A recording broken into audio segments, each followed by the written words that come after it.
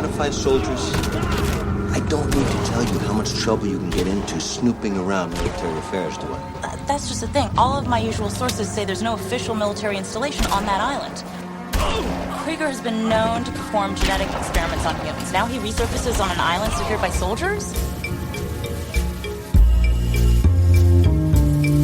Welcome to Now Playing podcast review of Far Cry. Oh man, I got a bad feeling about this. Part of Now Playing's video game movie review series. I'm not sure much more of this I can stomach. Hosted by Arnie. Are you saying that you can't control it? Justin. You know this guy? Oh, jeez. He looks rough. And Stuart. You can use him under certain circumstances.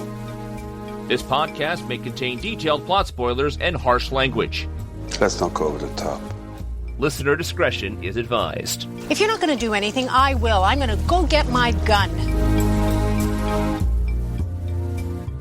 Today, we are discussing Uwe Boll's final video game-based movie. We never have to talk about Uwe again. After we discuss Far Cry, starring Til Schweiger, Emmanuel Vaugier, Michael Pare, Clint Howard. Who was Clint in this? I don't remember seeing him. He got shot. He's under a mask. You can't see him. He's a scientist. Okay. Will Sanderson, Ralph Mueller, Michael Eklund, and Udo Kier. Directed by the one, the only, Uwe Boll. This is the Now Playing co-host who wanted to die fast, you know? Like by a shark. Instead, it's slow death by Ball. Arnie. And Stuart. And this is Justin. And I'm probably like a 2 out of 10-ish. Oh, come on. You're at least a 3. You know, I'm at a 10 out of 10 right now. You know, with this year already, 2021, starting grad school, my mom just got vaccinated for corona. And I think the most important thing that I've done this year already is, put a moratorium on Uwe Boll. This is so great that we're finally done. I'm so happy. It does feel like a dark cloud is parted finally. Although I freaked out. I will say I shat myself. Because I went just to double check. I was like, I know he retired to go into the restaurant business, but no doubt that's folded now. So is he like planning a return to come back? And I shit you not, coming out this year, Rampage 4. I was like, no! They've given him that franchise and he's made 3 other ones? Like, how is this possible?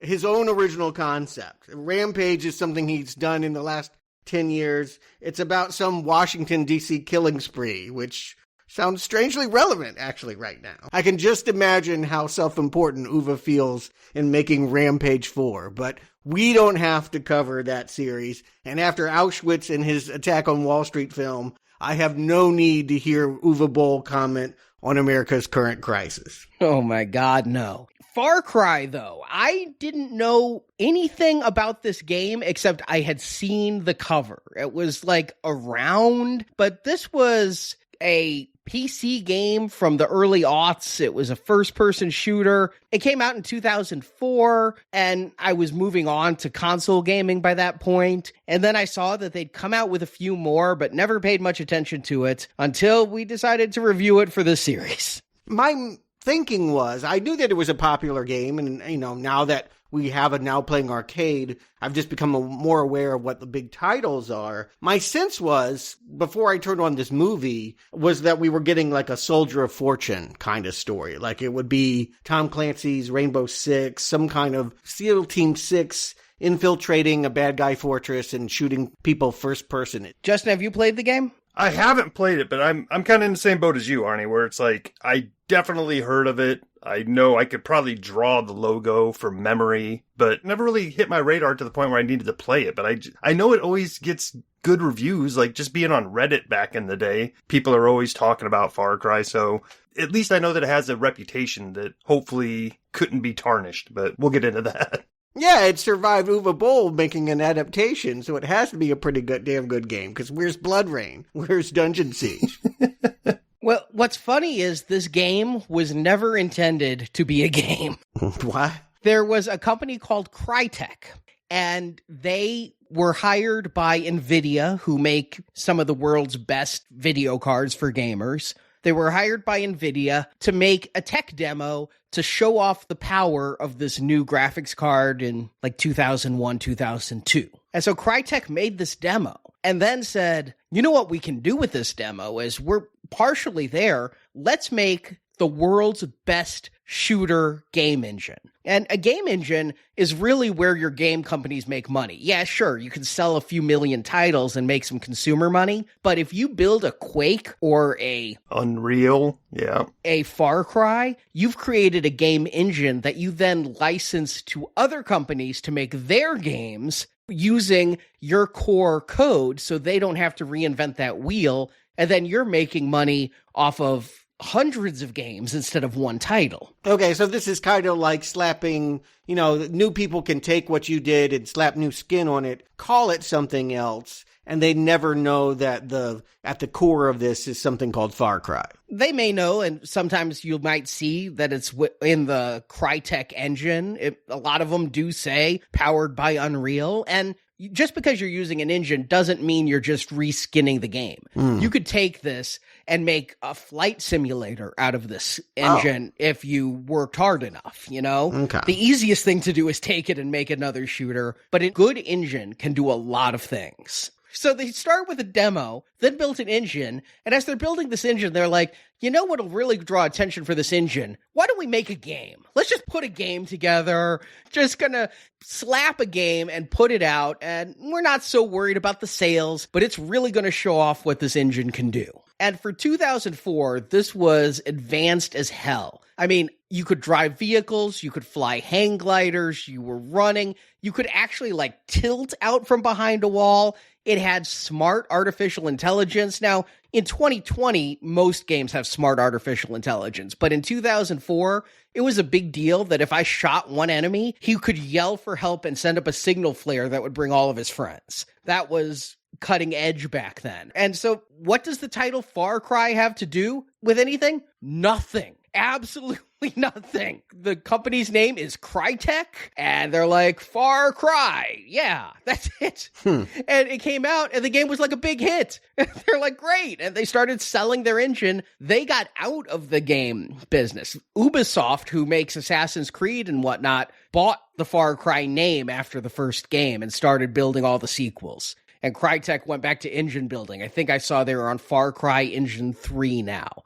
And they put out a couple games still, but nothing that's gone gangbusters. So you're telling me that this is a plotless shooter that involves really expensive ways of moving around. Sounds perfect for Uwe. I can see why you would give it for him to ruin. It's got a plot. Each of the Far Cry games, I played 1, 2, and 5. And each of the games seems disconnected, but you play some kind of mercenary CIA soldier type who is unwillingly brought into some kind of conflict. You have to rescue somebody, or you have to overthrow an overlord. And okay, that's what I was thinking, yeah. Got people radioing you instructions. I played the hell out of that first game. I can't even believe it. I got it through Steam because it was PC only, and I didn't realize Steam keeps track of how long I played it. In 1 week, I played it for 48 hours and 10 minutes. I was addicted to this game. It was hard. I thought it's a shooter. I know shooters. I'll just go in there. No, one bullet from a sniper and I'm dead. I only got to level 9, and then I'm like, I'm so close to beating this game. I've played 48 hours. I got to be close. I looked up a wiki. There's 24 levels. I'm on level 9 after 48 hours. I'm like, oh boy. But it is fun. You've got to use tactics. You get all of these different weapons, and you can only carry 4, unlike some games where you just have imaginary big pockets and can carry rocket-propelled grenades and BFGs and all this other stuff. And you're going up against mercenaries, but there's a Resident Evil bit to it, because on the island was a scientist who was doing experiments on primates and turning them into what look like Resident Evil reject monsters. So there is a mutant plot line. This isn't just Uwe Boll recycling House of the Dead here. No, it's the video game itself was recycling so many of these, but it was on a tropical island. It was actually really cool. Huge maps. I said I'm on level 9, but I was only on, I think, map 2. you know, like a Grand Theft Auto type thing where you could just go anywhere and do anything. You can use stealth, or you can go and kill everybody. You can do all these different tactics to try to win. It was really fun. And then Far Cry 5 is the newest one. I played some of that on my PlayStation. And this takes place in a dystopian United States where there's gangs everywhere and you're on the run and then you're abducted by a gang. And the controls were much, much harder, I found, on the PlayStation versus using a mouse on the PC. But it was still really fun. And out of all the now playing arcade games we've done, I think this and Final Fantasy are the two that actually have made me really big fans where, like, after we're done reviewing the movie, I'm still going to be playing these games. But will you go back to the movies? Probably not, my guess. This one's great. You know, Crytek was a German company, and the owners were neighbors with Uwe Boll. Oh, I'm so sorry for them. For lots of reasons. I imagine that he's really just a bad neighbor, you know, like noisy, screaming, always taking phone calls. I just picture like death metal playing 24/7, but on the bonus features, every single person said Uwe was laid back, never got upset with anything. He probably, my feeling is he doesn't give a shit. But they just like, he's one of the most laid back directors I ever worked with. Well, before Far Cry the game even came out, before it was a hit, they sold Uwe the rights to Far Cry. Yeah, what did they care? They didn't even think it was a game. So, again, low stakes, sure, I'll give it to my neighbor. I mean, it sounds like there's some set dressing and a basic outline for something to maybe base a movie on. But is there a main character that kind of follows through in this entire game series, or some sort of gimmick that would draw you in to be like, oh, I'm excited for Far Cry 4? No. What would make you excited is the Far Cry name and knowing that the mechanics are the same. But like in the first game, you play Jack Carver, who we're going to meet in this one. Okay. And in Far Cry 2, you can play a number of different characters, male and female, but none of them are Jack. You know, I did watch a great video on YouTube. Eurogamer is like one of my favorite game YouTube people, and he goes into some conspiracy theories where like somebody mentions the name Jack in each of the games and is like Jack, the hero of the first game, but then becomes the Blofeld for the next 4 games. That is kind of fun. Is there going to be a Far Cry 7 that suddenly reveals all the games have been connected? But as of now, kind of like Final Fantasy, each one is a standalone adventure, but with similar play mechanics. Okay. So, yes, Boll is free to do whatever, and there's no Sonic the Hedgehog or Lara Croft that's going to be ruined if he doesn't deliver. But there had only been one Far Cry game when this was in production. I mean, Far Cry the movie came out on October 2nd, 2008 in Germany. I don't know exactly when in the States, but 3 weeks later came Far Cry 2 the game. So he only had one game to really base the movie on, and I'm surprised how close he went. I mean, the game starts with a female getting a ride to a mysterious island on a boat by a boat pilot who doesn't want to be there. The boat gets blown up by a bazooka, and the guy has to go on the island and rescue the woman and kill a lot of troops and uncover this mad scientist's plan. It's kind of the same. I mean, out of all the Uwe films, I think this is the one that really closest followed what was done in the game. That's kind of shocking. I would assume Uwe hears that and then it's like, okay, great. This is going to take place on the moon in the year 35,000. And I'm going to make my actors tell the rest of the story because I can't be bothered. Well, Arnie, why don't you tell them the plot and we'll see how close it is to Far Cry. Emmanuel Vaugier plays hard-nosed newspaper reporter Valerie Cardinal. Valerie's uncle Max is a mercenary working for Dr. Krieger, played by Udo Kier. Krieger has been doing unethical experiments on troops, turning them into zombie super soldiers. Max is uncomfortable with this, so he tips off Valerie. To get to Krieger's secret island lab, Valerie hires Max's old army buddy, Jack Carver, played by Til Schweiger. After his army service, Jack became a tour boat captain, and he agrees to take Valerie to the island, but he will not go with her to see Max. Jack's boat is spotted by some of Krieger's troops and blown up with an RPG. Jack narrowly escapes and swims to the island. Jack rescues Valerie from Krieger's troops, and Jack is ready to escape, but Valerie won't go without Max. So the two try to infiltrate the base, but are captured. Jack gets tied up with an obese food delivery guy named Emilio, played by Chris Coppola. Because this was around the time of Blood Rain 2. He's back. You don't do one movie, you do 5 for Uwe. It turns out Max had been caught leaking the information, so Krieger turned Max into one of the zombie super soldiers. Max goes to kill Emilio and Jack, but Jack reminds Max that he has a niece who's on the island, so Max turns on his creators and starts killing Krieger's troops. And then all the zombie troops go mad and start attacking every non-zombie around them, including Krieger. Jack, Emilio, and Valerie escape from the island on the only boat, leaving Krieger to his fate as credits roll. Not surprisingly, it took me a while to work up the courage to sit down with this movie. I really, really, really dreaded sitting through this. And as we get this opening that is full of soldiers in the dark that I can't keep track of in weird upside down shot from above angles, and I'm like, oh no, just tell me that it's not about them fighting zombies again. I really, really was hoping we weren't going to get House of the Dead, but some kind of monster seems to be grabbing and snatching them and pulling them away from their Humvees. And the monster has interlaced vision. It's got lines between it all, kind of going cat people or wolfen or predator, I suppose is what Uwe would like me to be saying with the monster vision. Yeah, predator. I was thinking we were going to get commando, but you're right. They're going for predator. Yeah, I mean, and I'll give them this. I mean, even in video games, like, slight details do make all the difference. You know, I mean, we can call these guys zombies, but after all, I mean, they're genetically modified humans, you know? I mean,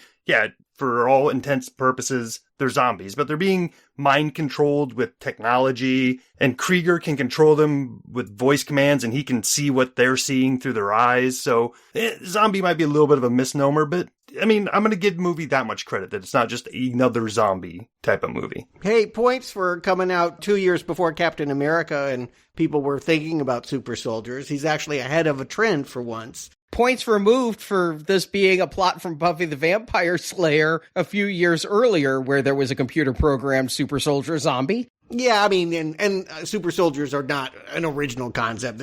It wasn't like he had a genius idea that Marvel stole. I'm not implying that. I'm just saying that, to your point, this opening is blurry and crazy and as bad as anything Uwe has ever made before. But once we finally get to Udo Kier and we kind of get a little bit more about this backstory, it kind of finds its groove. It settles into a plot that seems relatively linear and one that I can follow. I'm excited because in the opening fight, there's like a 4-wheel drive vehicle with a turret gun mounted on top. I'm like, hey, that's from the game, because I can steal those vehicles and use that turret gun to fuck people up. So he is sticking to the game here. If you can see it. I mean, it's really dark. This opening is like, they're on a road and like, I literally think the headlights are the like cameraman's lighting gear. So on the commentary, Uwe goes, this is much too bright. Why is this going on?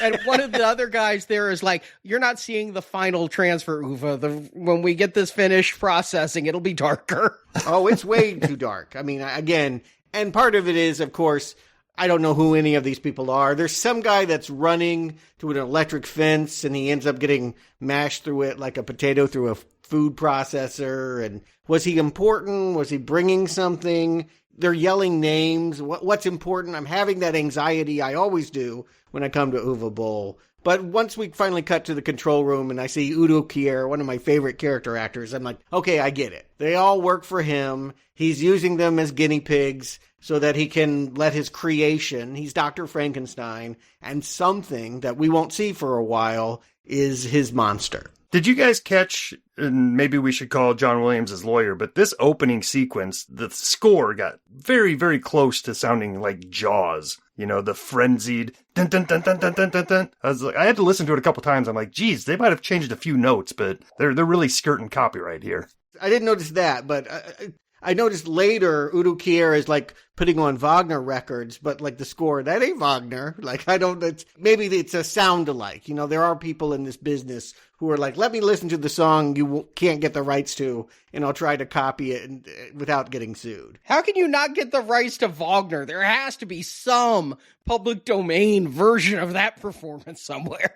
Well, he's less than 100 years old, and you have to hire an orchestra to do it. So they're dealing with what they can on a keyboard. But you know what? It doesn't look as lavish as In the Name of the King or even Blood Rain, but it doesn't look as paltry as some of those sequels. So I'm feeling better about it. It's not going to be the worst, and that's a good thing. No, yeah. I mean, watching this opening scene and, moving from the darkness of the forest into the bright starkness of the white-walled laboratories and stuff like that, I was starting to get flashbacks of Doom. And, and this has better set design than that movie. So, I mean, I'm feeling optimistic up to this point. Once we get there, I'm not optimistic for about 10 minutes. It takes a real long time to get to our main hero. We can discuss him in a bit, but I think it's probably just helpful to get through all of the backstory first. There's another guy, his colleague from a SEAL team of some prior adventure from Max, and he's part of the security detail that's unhappy to find out that he's being picked off by something that are in these containment units, and in blows Major Briggs from Twin Peaks to say, we bought these with, I think he's U.S.? These are commissioned by the military? Yeah, I thought, you called him Major Briggs. I'm like, okay, he got a promotion to General Briggs, but he's basically the same character here. He shows up wanting to see the soldiers that they paid for and is upset because they're berserkers. They're going to kill anything, not just the enemy troops, but will kill your troops as well if they get a chance. And I'm willing to bet, I know this was shot around the same time as House of the Dead 2. These probably are the same actors. This is probably the same, what they're repurposing it. But what can you do? It's probably better to have bald guys with white face paint than to try to have some CGI dragon or something you can't pull off. They have the creature that they can fight for this budget. To be honest, I am so sick of video games having Resident Evil ripoff characters. I mean, Silent Hill, even, Doom was before Resident Evil, but Doom has kind of succumbed to this where it's just these flesh distended creatures. And it's like, I'm glad they didn't go there. I would rather have pancake makeup troops than to see a lesser Resident Evil distended monkey. They did get super soldiers in the game too, but they started off with just primates, monkeys that were hairless and stretched skin. And you don't think this is Resident Evil? I feel like everything you just described is what this is in the same vein of. I'm just saying I'm glad I didn't have the same monster design again. I'm just bored of that monster design where I see the guy with the pyramid hat and I'm like, that could go in any of these games. It happens to be Silent Hill, but it doesn't have to be. Oh, come on. I would love the art direction of Silent Hill in this movie. It's very toned down. I mean, the super soldiers they look like they're drained of blood and they're yoked and they're all bald. And the problem is, Major Briggs, or as he's called in this movie, General Roderick, likes the fact that their skin is bulletproof, likes the fact that they can fight and they're angry, but they still can't take orders. They're bulletproof, but they can take a needle. I didn't understand that. Yeah, I wondered about that. I'm like, they can't shoot him except in the eyes. They're vulnerable in the eyes, but their skin is like Kevlar, but they want to sedate him and they just inject him? That's...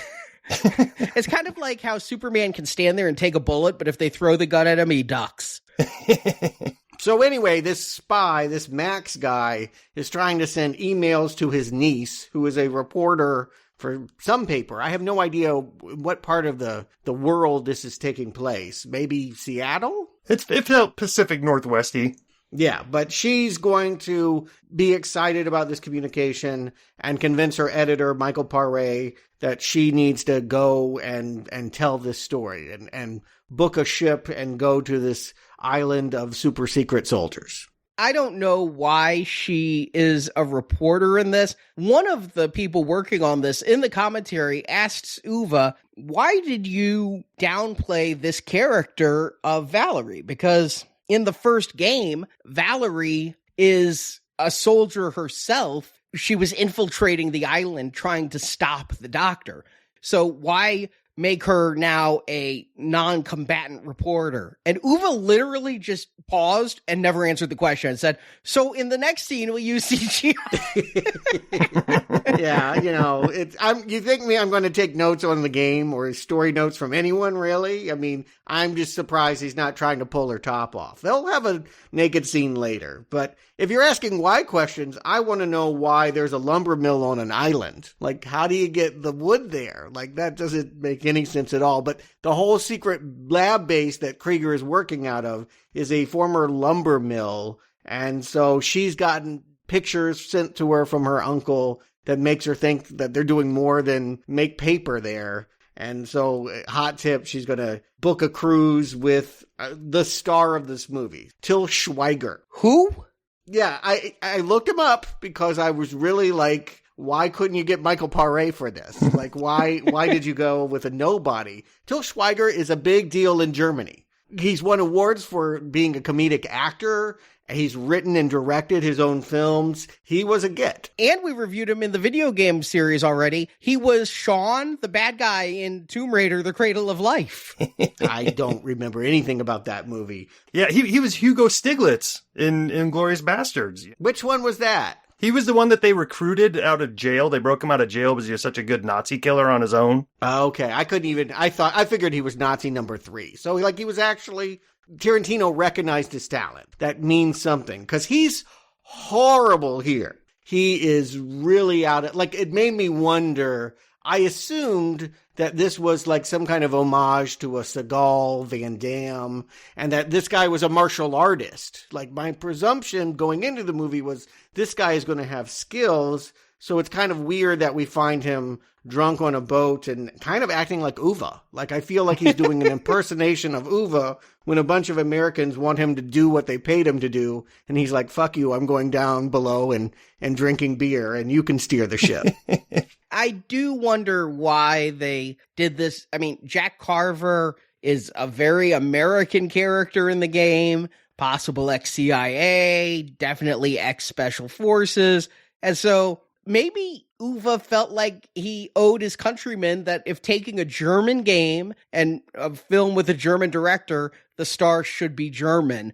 But it is interesting to have this very thick accented German be ex-US Special Forces. Yeah, and this thing was shot in British Columbia, so they could have gone with a Canadian, an American. They flew this guy over special, which again, I'm thinking this guy has a black belt, or 3 of them or something. He's got moves, and we're going to just have to wait to see them. Yeah, like, I thought maybe we were discovering a new Jason Statham before people realized, oh, he's actually a pretty good actor, and he's not just a guy doing stunts or whatever. So, no, it's an actor that has worked before. But, I mean, for as many things that I feel like are at least treading the line of being a normal movie in this movie, it just all of a sudden starts getting real Uwe Bolled up real quick. Like, he doubles up on funny older couple characters. Like, there's no reason to have the people who own the dock and the people on the boat. Like, pick one of those for your comic relief and let's just stick with them. Yeah, what he said on the commentary was, with House of the Dead,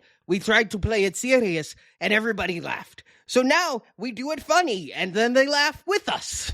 And I'm like, none of this is funny. We want to see the whales, Jack. No, this is not working. I mean, how many more movie reviews do I have to say Uwe's sense of humor is not funny? It is honestly Commander Data trying to understand humor before his emotion chip gets closer than Uwe on his best day. And yet I will say this, since we are grading different shades of shit brown, I feel like this one feels more like something I'd expect to see in a straight-to-tape movie. Like, normally Uwe goes blue and like there's just an obese woman like pulling lice out of her pussy or something like that, and like that would be the joke. Here it's just Americans, Southerners that want to see whales and, the ugly American stereotype. That's something I expect to see mocked in any movie like this. The problem is you really need like a Kurt Russell or a Michael Douglas from Romancing the Stone. You need a Harrison Ford, someone that can be tough but also kind of cynical, sarcastic, and funny. And this guy has got none of Uwe Boll's funny. Right. The only charisma on screen is coming from Dr. Krieger. I mean, that's the only source of any sort of machismo, any sort of like star power. Everybody else in this movie seriously feels like stunt doubles or the last person to answer the phone and just happened to get the job. It feels all very Kmart catalog-y. You know what? I'm going to give Valerie a compliment, and it's only because we just covered Blood Rain. But she's so much better than Natasha Malfa. Agreed. Yeah, I have to agree as well. Emmanuelle is really fine. Yeah, she could totally be in a Hallmark movie. Absolute C+. There are 2 female characters that get quite a bit of time in this movie, and she's the best. Yeah, she's going to have this sort of meet cute. Again, I kept thinking of Romancing the Stone or any action comedy where a man and a woman meet and hate each other, but eventually are going to, through the machinations of the adventure, fall in love. She is carrying Til. Like, she's doing a better job than he is of trying to create whatever chemistry they have as she drags him out on a boat tour and tells him the man he used to work with, Max, is now in trouble on this island. I find it funny when she burns the fish. Yeah, that's true. Yeah, they have a kebab cooker on a boat, which, again, seems like a bad idea, but probably something that Uwe would insist on set. Stuart, you're so right to invoke, Romancing the Stone or something where it's, people that were thrown together into a shitty situation and they're knocking heads the whole time, but through misadventure and close calls with their lives, they eventually realize, oh, hey, let's hook up. This movie is, holy cow. This girl is going to see if there's something going on crazy on this island, trying to get a hold of her uncle. You know that old story where you charter a boat for the afternoon and you get there and the boat blows up and then you get attacked by a paramilitary and you run away. You end up in a cabin on this island. And next thing you know, you're fucking the guy that drove you there. That old story. You would insert, this is where patter matters. This is where something that Uwe has never cared about would really come into play. Like, things that people say to one another, wit, charm, the right look at the right moment. These are the kinds of things that sell the thin line between love and hate, between bickering on-screen stars. I agree that Til is the one dropping the ball here. I wanted to like this Jack Carver. I spent a lot of time with him in the game, and I'm just like, this guy is just an asshole letting her go on this island that he knows not to go to somehow. It is kind of House of the Dead in that way, if you remember that. Udo Kier and Clint Howard didn't want to take those kids to that island, but did for extra money, and it all went to hell. But you got to go to the rave somehow. And so here we've got the same thing where he'll take her to the island, but he won't go himself. But we get a decent recreation of the opening cutscene to the game here where the boat blows up and he has just enough time to get the hell off of it and swim to the island. And this is where, yes or no, can this guy have any fighting skills? There are no lights. And so it's really dark when, he climbs out of the ocean and fights people, but he at least looks like he's in shape and, hits them within the same shot, hits someone in the face. So I'm going to call this the best fight choreography in any Uwe Boll film. I actually feel this looks sort of like a fight scene if we had more lights here. Here's what's interesting. They had $30 million to make this movie. What? And here I was thinking that they were 3 or 4 million poor. They did so much CGI because I'm watching behind the scenes and I'm seeing some of these punches and I'm like, that doesn't even look close to connecting. Why are they filming from this angle if that's how close you're going to get? They cut and pasted every actor out of the action scenes. Rotoscoping is the term, but people who use Photoshop will understand, and moved them closer together so the punches looked like they were close. So they digitally manipulated virtually every frame of these fights. Wow. Instead of having good stunt people, they had one guy with a computer and a heavy workload. They had a guy with After Effects. But the fight scenes and the stunts aren't necessarily great or even, above average. But for an Uwe Boll film, I'm at least seeing it on screen. I mean, we're seeing practical explosions. We're seeing boats being dropped from helicopters. We're seeing blades almost hit our characters underwater. I mean, there's some technically decent shots for a movie like this. And it's somewhat surprising because we've seen so many of his movies and it's just never on screen. But he does have 30 million. We have to realize we're in mid-period Boll. Early Boll, people didn't know how much he sucked. Mid-period Boll, they're starting to realize that this isn't such a great idea, but still writing big checks for this. And it wasn't until shortly after this that we'd really get low-budget, shitty-ass Boll. But yeah, I agree. This is perfectly adequate action. Yeah, this is his second biggest budget if it's 30 million, because In the Name of the King was 60 and Blood Rain was 25. I did not realize that. To me, this looks like American Ninja 3 from 1987, but I was trying to at least give it that kind of low-rent 80s cred. Like, that seems to be what they're trying to do here with Til Schweiger, which reminds me a lot of Brunschweiger, but I don't know if that's a good thing or not. But he's no Arnold. He's not even as charming and witty as Sly. I really feel like it's remarkable to me that in Germany he's known as a funny, likable actor. Like, he won comedy awards. That blows my mind. Could be a cultural barrier. Maybe it's different in German. I mean, in German, everybody sounds like they're shouting. Maybe that's really funny with Til. Again, I also think he might be channeling Uwe. I think he might actually say, Uwe's not telling me what this character is, so I'm just going to literally impersonate him on screen. And just, if he's unlikable, that's my experience of being on this set. I think you're onto something there, because no grown adult has ever asked a sexual partner to rate them on a scale of 1 to 10. It's never happened, except for maybe Uwe Boll, you know? Maybe. Some people might have.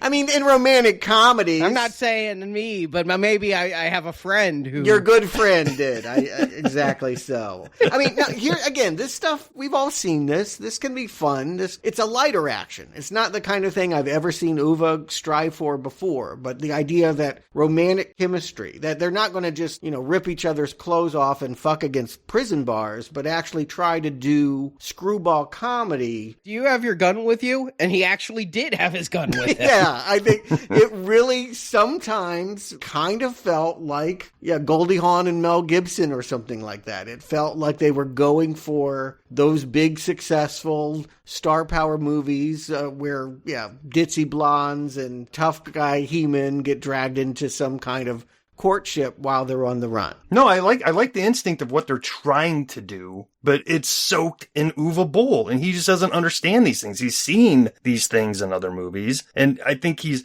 attracted to some of these tropes, but he just doesn't understand them enough to even, rip them off. Oh, admittedly, he's never been a good study of anything. He's tried everything under the sun at this point, from spaghetti westerns to George Romero zombie movies, and bad at all of it. Auschwitz. Again, there's nothing that he's good at, but I will say his romantic comedy is a refreshing change of pace from his crude comedy. Like, if these were people that were, farting and popping their zits, that would really... He's not going Postal. And that was made around the same time. He could have easily been tempted to just, show his ass. And he tries to be romantic. I'm amazed at how rote this feels. It is funny when, after just going through the Blood Rain trilogy, completely average, this would have worked with Cynthia Rothrock in the late 80s, is a pleasant surprise from Uwe. And I can follow it. There's no weird tangents or, parts that feel left out. Okay, they're on the run. I know who's chasing them. I know sort of why.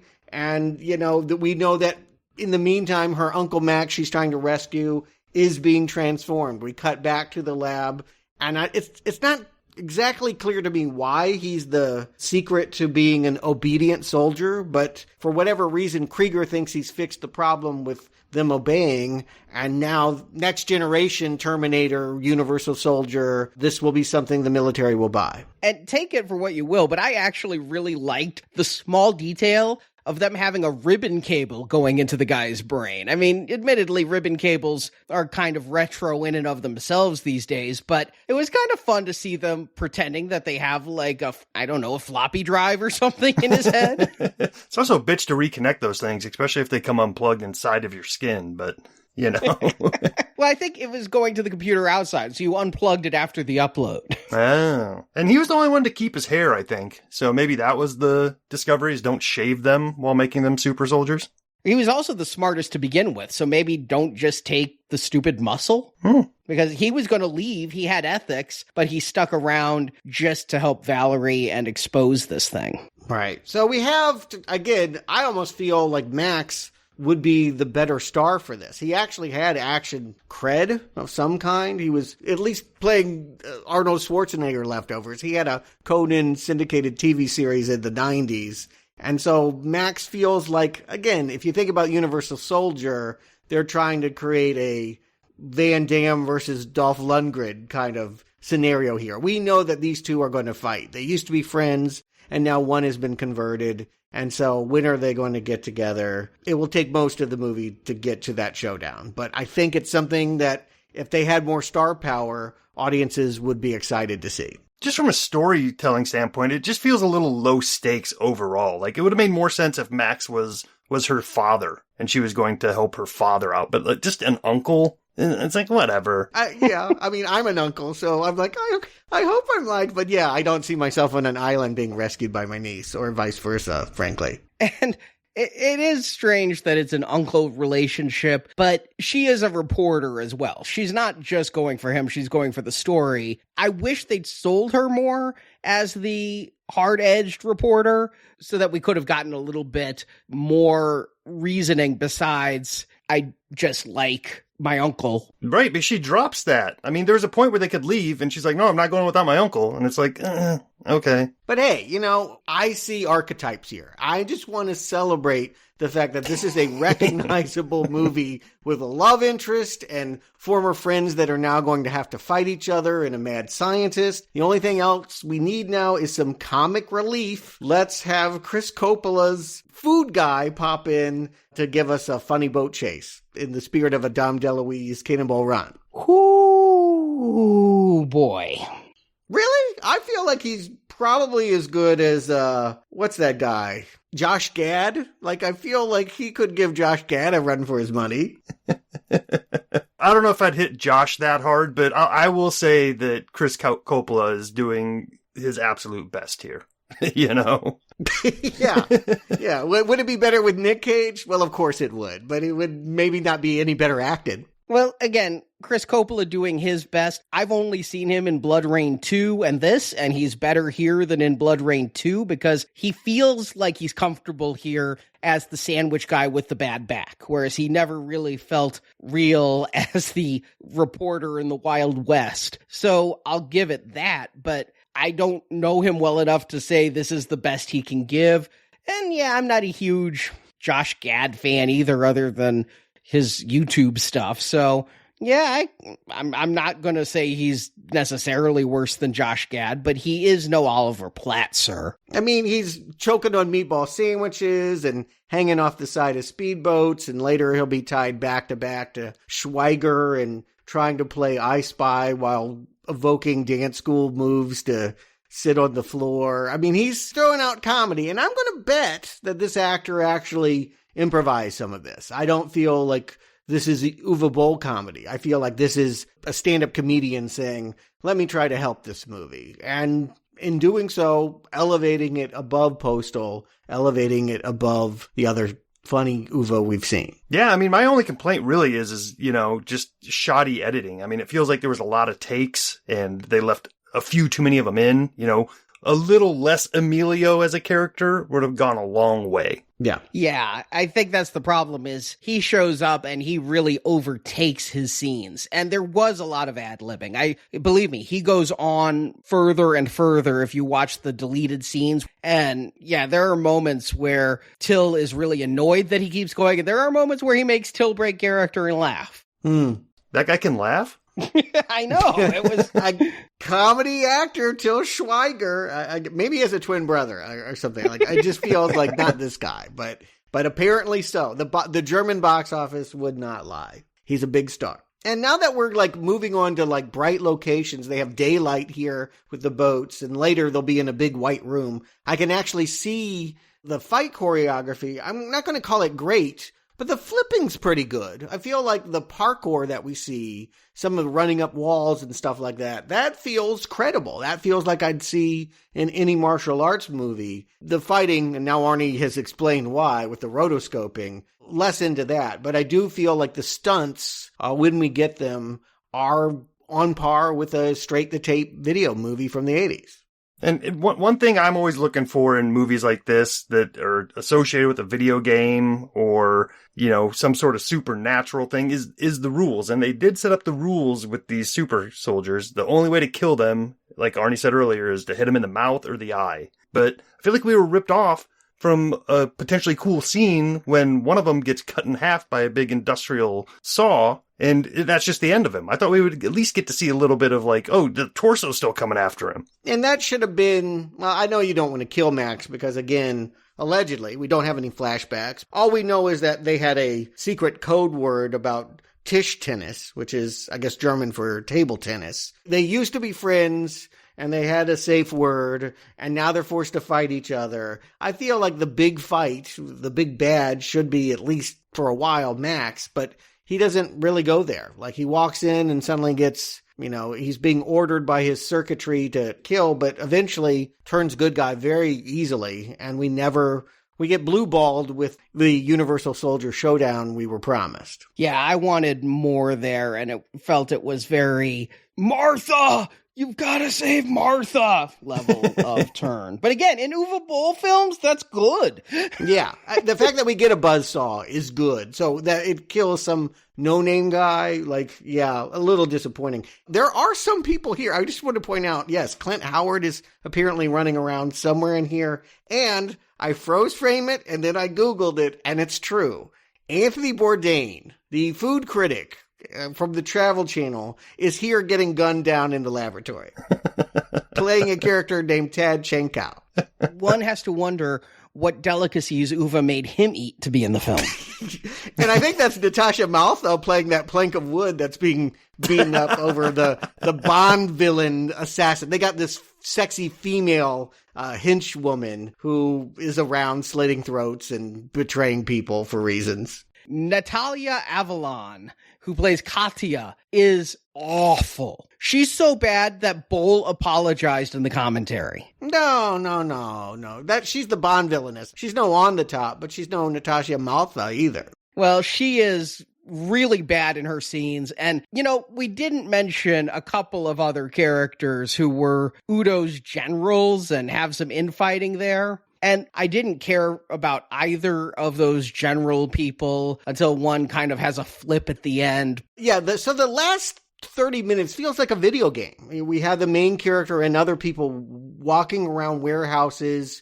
Alarms are going off. Strobes are going off. Shooting people. It's pretty impersonal. Is this in any way the Far Cry experience? Well, there's less punching, but, it's all gunplay or, if you run out of ammo, you get a machete and get to hack people up. There was one thing that I thought about this was there's the moment where Valerie waves down a truck and they're like, what the hell is she doing here? So that they can steal the outfit and infiltrate the lab. And when that happens, Jack Carver takes the two guys out of the truck, knocks one out, puts the other at gunpoint, and then ties them to a tree. And all I'm thinking is, in the game, shoot them both in the head. This is what the game is. Kill them all. You are a mass murderer. And so anytime I saw soldiers live, I didn't feel was the game, but I was getting a lot of game flashbacks. Helicopters attack you in the game. There are boats with machine guns. At one point, Jack grabs a turret gun. There are turret guns all over this game that you can use to mow people down.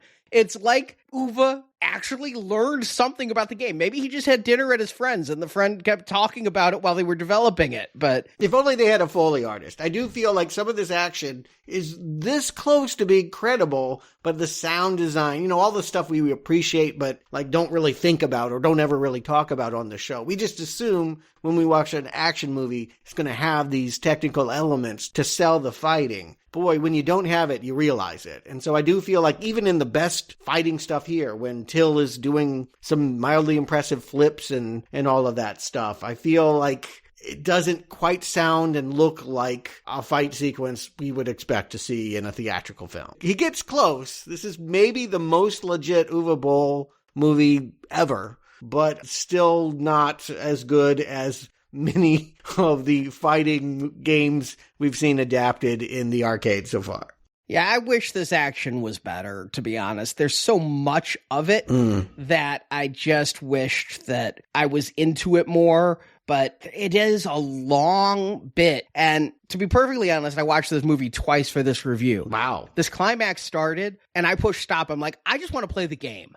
I stopped the movie, went and played the game for about 8 hours. It was like 4 a.m. when I was done.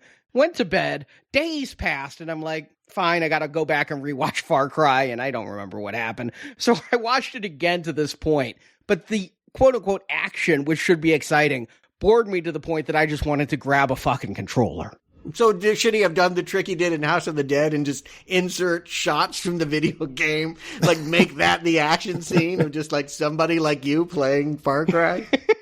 No. That truly is what I feel is missing from this whole project, is some sort of signature. You know, at least in House of the Dead, there was that cool, or I mean, you know, we could argue of whether how effective or cool it was, but it's at least memorable. You know, you get these cool panning freeze frame camera shots. This is just a lot of action that after a while, it just gets boring to watch. Yeah, it's boring and impersonal. And again, who could keep track of which bald guy is which? And even Max, again, who's built up as the ultimate bad and then becomes the ultimate good. Like, I think he gets shot in the head, but like breaks the neck of the Bond villainess as he goes down. Like, nobody really gets a good moment. And Til Schweiger, again, I think that he might be good on a trampoline, but I don't think he's ready to take on Commando 2 or Red Heat 4. If he wants to be a low-rent action guy, this isn't the movie that's going to sell it. And Max is honestly the disappointing one of all of them. Like, at one point,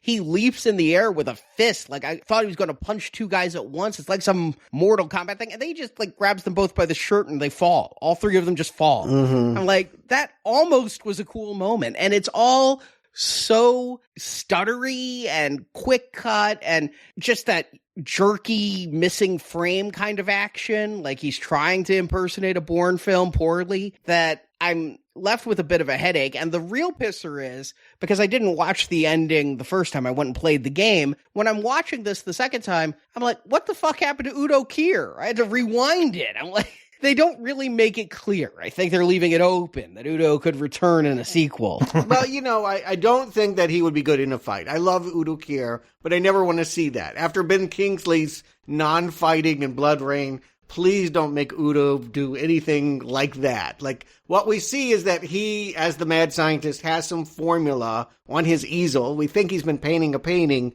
but in fact, it's just the DNA code for how he controls his super soldiers. He paints it black. He's trying to get to Shanghai, and Emilio, the food guy, stole his boat. So does he get away? Could he make super soldiers in China?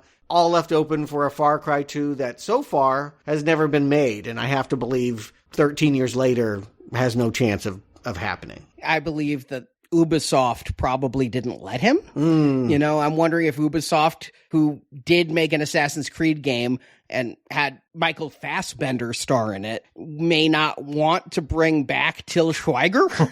Yeah, you're right. I've actually heard rumors very recently that they are thinking about rebooting this and doing it like as a real movie. Like, I mean, if you call Assassin's Creed a real movie. We haven't gotten there yet, but it's more dynamic than this. That just leaves me with the question of, again, to what effect? Like, what is it that we're grabbing onto with this franchise other than the name Far Cry? There's nothing special or memorable outside of that name. You know what I'm saying? Like, it might be a super fun game. It might be really awesome to play, but there's no Lara Croft here. There's no Sub-Zero. There's no cool finishing moves. It's just adventure on whatever island they set you on in the game. Yeah, it's slightly worse than a syndicated action series from the 90s. Like, I feel like it's not characters you want to follow. It's impersonal. And, you know, they try to incute.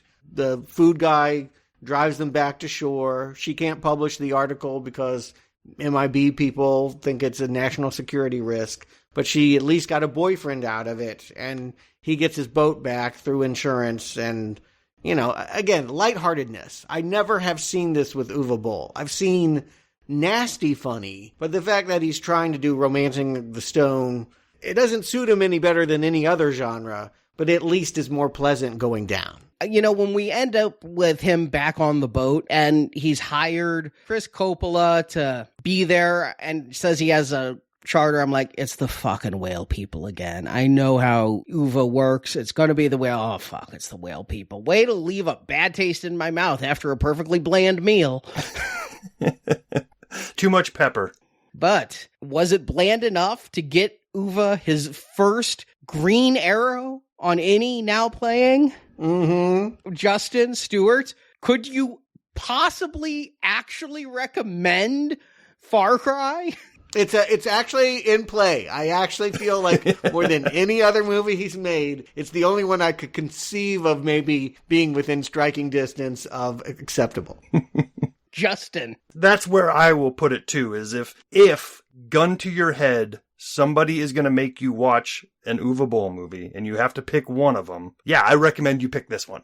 Ding, ding, ding. Yeah, absolutely. But, I mean, outside of that, I mean, I think I've already said it. It's his best work, but even at his best, it's still just boring, bland, and a ripoff at every turn. Everything he puts on screen is something he's seen somewhere else, but didn't understand what he was seeing. It's like a kid copying your homework, but from 3 seats back, and he's misspelling every other word because he can't quite see what you're writing. It's maddening, and part of me is scared that I'm looking at this movie through rose-colored glasses, knowing that it's the last time we have to talk about this man's work. So, you know, I may want to revisit this in a year from now just to see if, like, oh, I was just happy because I never had to talk about Uwe Boll again. And we've just come through Blood Rain. I mean, it is so painful. I mean, it's just to come out of that, almost anything would look good.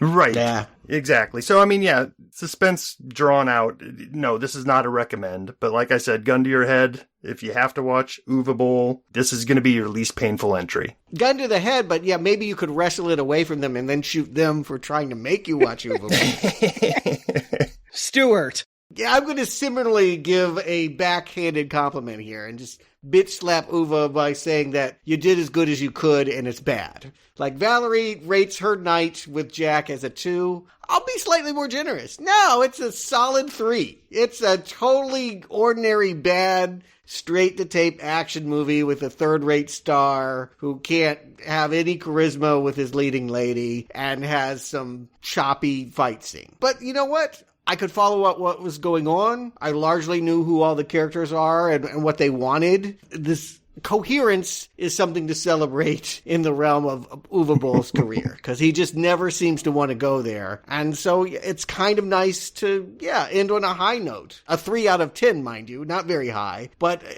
an important way to see the end of a really painful leg in the now playing arcade. And so, I mean, it will be interesting to do a side-by-side. Somebody like a Mick G will get this property in the next couple years, and we'll be able to say, is there anything that Uwe did better than Hollywood? And this would be the property maybe where he could possibly do that, but it's hard to imagine because everything here is something you've seen before. It's cliched, it's impersonal, it has no personality, and I think that's what Uwe has always been striving to do. He has tried to find some soul and has only been able to find copies of things that people love. And so, at his best, it's a weak not recommend. Yeah, 3 for 3 in that this is the best of a bunch of shitballs. This one almost makes the grade, you know? It comes close. It kept close to the video game, which is not a requirement for a good movie, but when compared to Boll's other 9 adaptations, it's a huge leap forward. It probably helped that he had that structure. It probably helped that he didn't try to write a story. He just stole the games. Let's do less. Sit in the back and drink beer. But, you know, what I realized when watching this is I'm numb. I don't care. In fact, never in my life have I cared so little, which means I don't hate it. So it's not a recommend, but it's comfortably numb.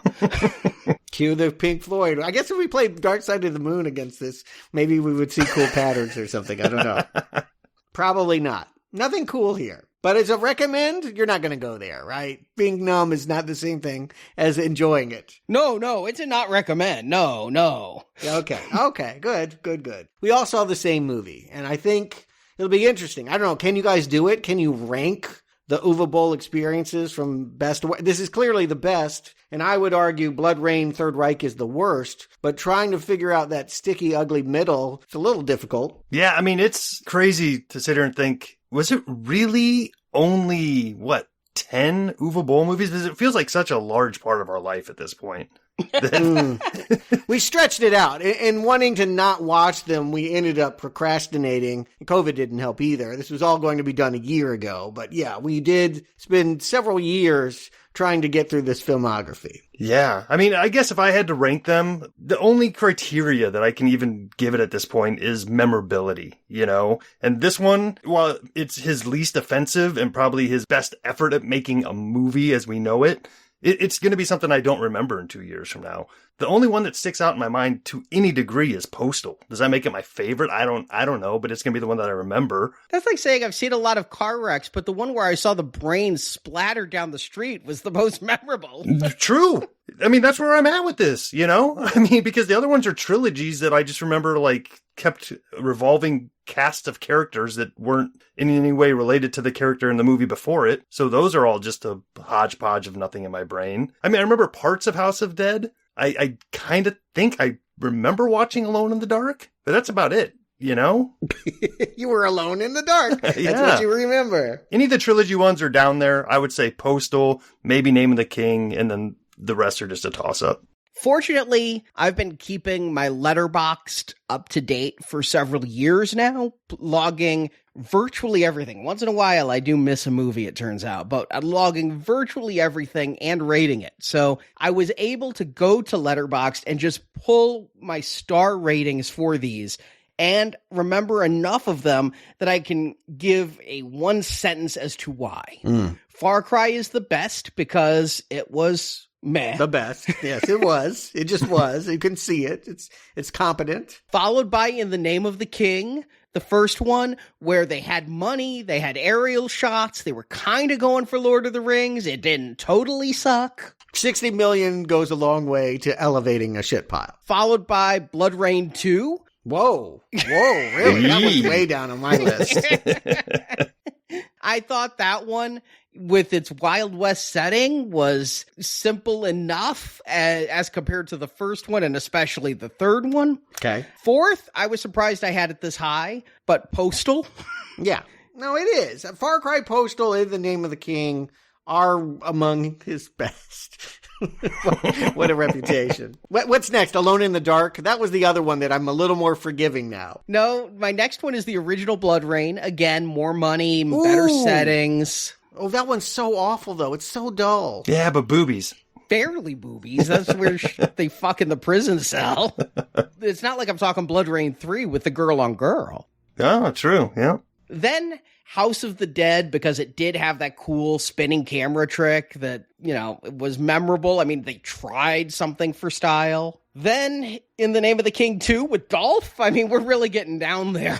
Mm-hmm. Then Blood Rain, the Third Reich, only higher than the next few because of Girl on Girl. Then Alone in the Dark. And the very dregs, the absolute worst for me, the one that was so painful, was In the Name of the King 3. Mm-hmm. With Dominic Purcell trying to redo In the Name of the King 2. That dragon. Yeah, that very unhappy bald man. I mean, who had the personality of one of these super soldiers, trying to pretend there was a dragon flying around while rescuing kids from a crate. Yeah, that one was awful. Really awful. Mine is similar. I would say Far Cry, Postal for me was always top. In the Name of the King because of the money. I put Alone in the Dark as way higher. There's something about seeing Tara Reid and Christian Slater pretend to fight aliens in a museum that is just going to be more entertaining than those no-budget movies where nothing is happening. So, like, it makes it towards the top because of that. In the Name of the King 2 next, because, hey, being Dolphed is better than the Prison Break guy. House of the Dead, are we not doing the ones Boll didn't direct? I put House of the Dead 2 over House of the Dead 1 slightly. Blood Rain 2 slightly above Blood Rain 1. Alone in the Dark 2... way down. The three worst, the ones that there's just no redemption. Alone in the Dark 2, In the Name of the King 3, and Blood Rain Third Reich. Which, again, part of that is because it's all mixed up in my head with Blubberella and Auschwitz.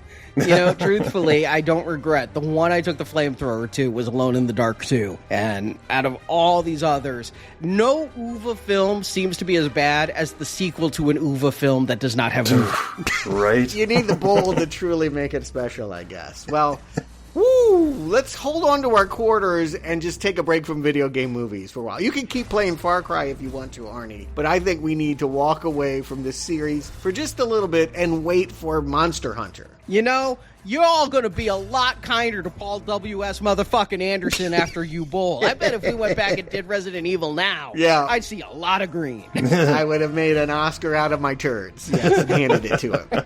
Which I still might do, actually. It's kind of a fun idea. But Monster Hunter is a movie that came out at Christmas in theaters in China, I think, or wherever COVID is not. Missouri. I think it's in Missouri, but I hear what you're saying. No, but I mean, the movie opened in Missouri. I could have gone to St. Louis and saw it. Yeah, well, it's coming to, I think, home viewing sometime in March, and we're going to try to time and watch it right before we get into the Godzilla movies again. So look for the video game arcade to start back up around that time.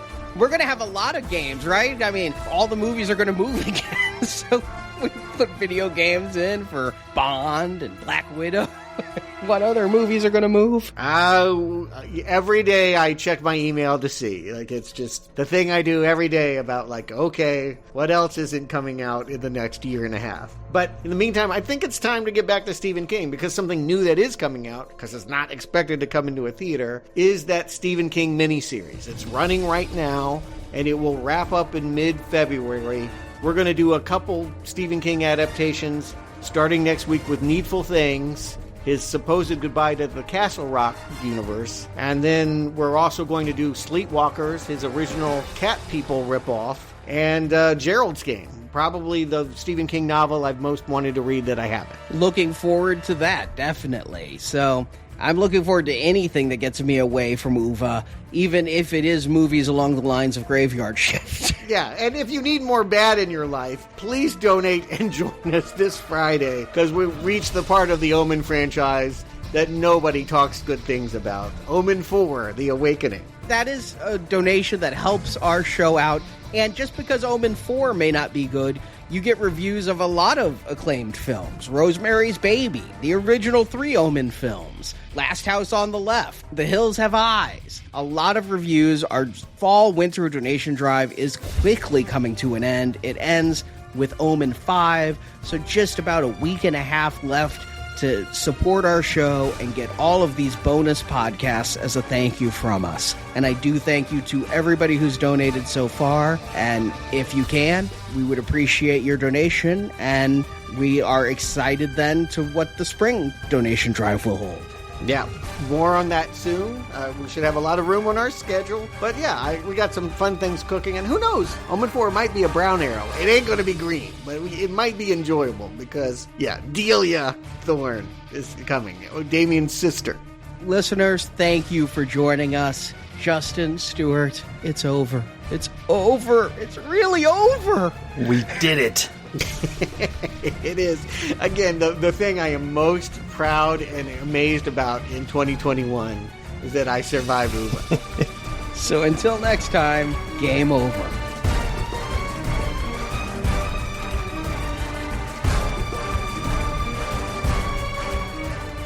Well, I think that went quite well, don't you? Thank you for listening to this episode of Now Playing Podcast. And that was the last one, Dr. Krieger. We hope you've enjoyed the show. We're uploading now. Outstanding. Absolutely outstanding. Come back to NowPlayingPodcast.com each week for another new movie review podcast. You better be here when I get back. You better be here when they get back.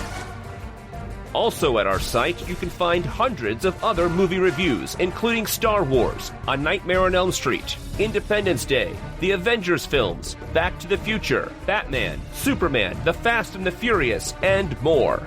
See for yourself. Now Playing Podcast is a show without any sponsors or ads. We rely on support from listeners like you to keep Now Playing operating. As you can see, your money was put to good use. You can donate to the show and, as our thank you, receive bonus podcasts. Over 150 bonus movie reviews are available to choose from on the Now Playing Podbean page, including Alien, Night of the Living Dead, Jurassic Park, Ghostbusters, Indiana Jones, Lord of the Rings, Psycho, Troll, and more. Find a full list of available bonus shows at nowplayingpodcast.com/donate. Make them pay. You can also join the Now Playing Patron campaign through our Podbean site. Patrons of $10 or more get a new exclusive movie review every month, plus even more perks, including one where you can pick a movie for our hosts to review. Find the details on our website. I'm positive that you'll be satisfied. You can help us out by leaving us a 5-star review on Stitcher, Podbean, iTunes, or your other podcast store of choice. On a scale from 1 to 10, how would you rate me?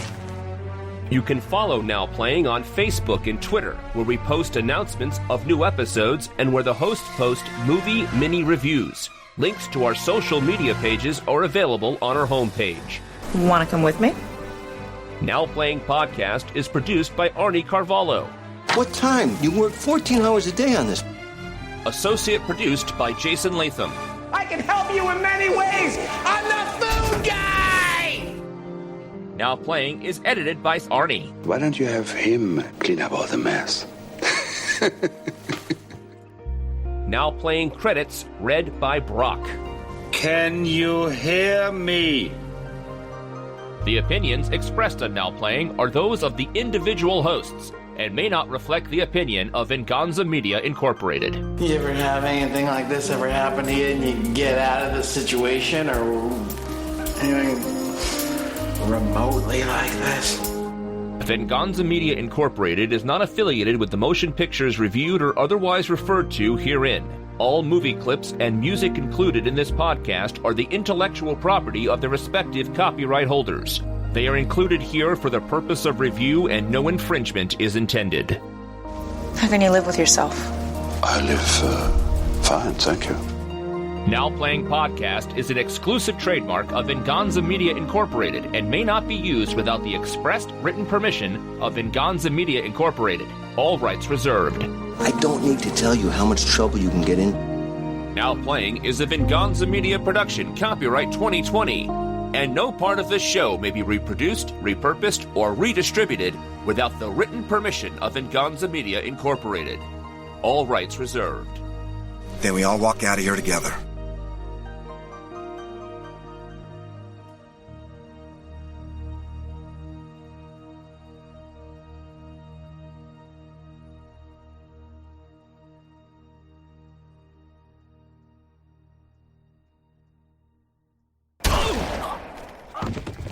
Emmanuel Vaugier plays hard-nosed newspaper. They still got to do it to you with those names. At least it's not Natasha Martha. I don't even know if it's Vaugier, but that sounds right to me. But so does Gal Gadot.